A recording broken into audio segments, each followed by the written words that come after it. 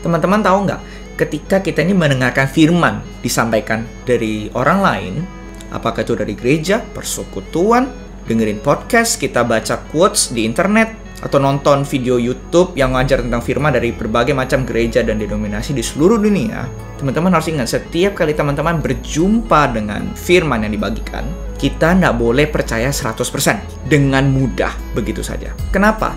Karena firman Tuhan bilang di 2 Petrus 2 ayat 1 itu dikatakan kalau nanti akan ada, dan lebih tepat sudah ada, guru palsu dan nabi palsu di tengah jemaat. Dan mereka itu akan membagikan pengajaran-pengajaran sesat yang akan membinasakan. Dan bahkan to the point dikatakan di sini itu sampai menolak Yesus sebagai Tuhan.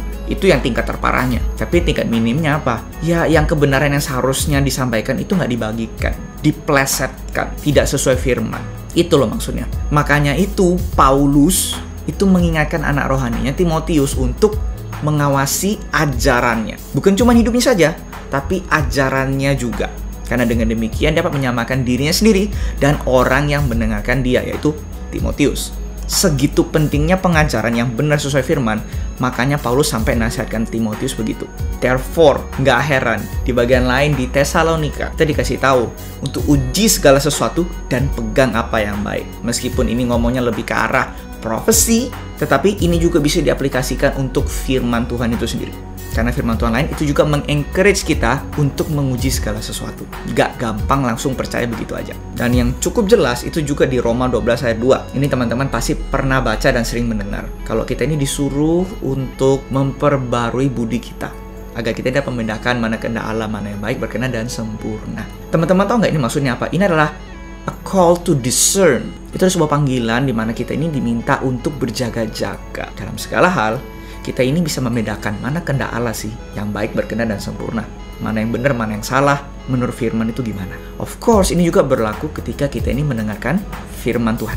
Oleh karena itu, aku ingin share kepada teman-teman. Aku harap ini berguna. Poin-poin penting dari sebuah khotbah yang pernah mungkin aku dengar, visit gereja mana, atau misalnya aku ini kemana.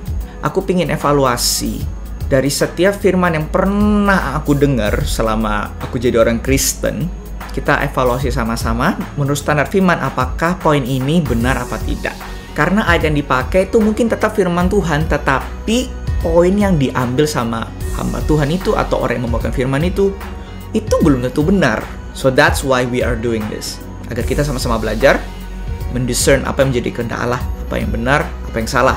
Tapi lebih daripada itu, apa yang baik, berkenan, dan sempurna. Apa yang tepat sesuai firman Tuhan katakan, itu yang kita pegang. Itu spirit yang aku harap kita punya ketika kita mengevaluasi khotbah orang-orang. Jadi untuk hari ini implikasi buat kita. It's okay untuk mengevaluasi khotbah yang kita dengar. Sangat boleh, karena khotbah itu bukan firman.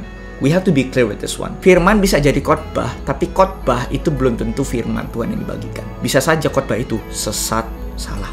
Bisa. Makanya kita dipanggil untuk membedakan mana yang benar, mana yang salah. Kita memang nggak meragukan intensi orang yang membagikan atau hamba Tuhan membagikan. Aku percaya mereka mungkin tetap bisa tulus. Tapi ingat, they could be sincerely wrong.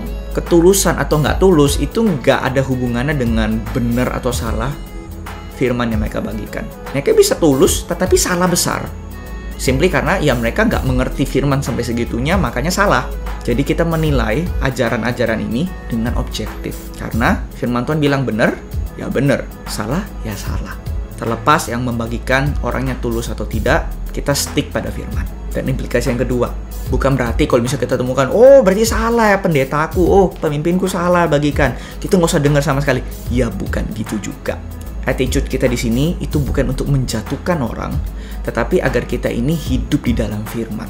Karena ketika kita sebagai orang yang mengevaluasi pun, kita ini juga bukan orang yang paling mengerti firman di dunia. Kita pun pasti ada yang salah mengerti juga di bagian tertentu, mungkin kita nggak sadar. Attitude yang benar yang kita mesti punya adalah kerendahan hati. Kalau misalnya orang lain salah, oke, kita mungkin bisa mengingatkan, kita ikut yang firman Tuhan katakan yang benar mana, kita ikut. Tapi kalau kita yang dinyatakan salah, pengajarannya kita salah, cara pandang kita salah menurut firman, dengan rendah hati kita harus akui, oke, aku salah, aku harus berubah. Jadi tidak ada yang merasa aku paling tahu, aku paling benar, you guys need to listen to me. Tidak seperti itu. Sama-sama belajar, kita semua masih terus diubahkan menurut standar firman. Itu aku rasa attitude yang sehat yang kita mesti punya.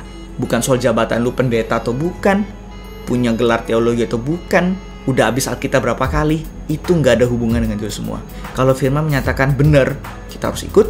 Kalau firman menyatakan itu salah, kita harus hindari. Tidak ada yang manusia yang kebal, tidak ada pendeta yang kebal.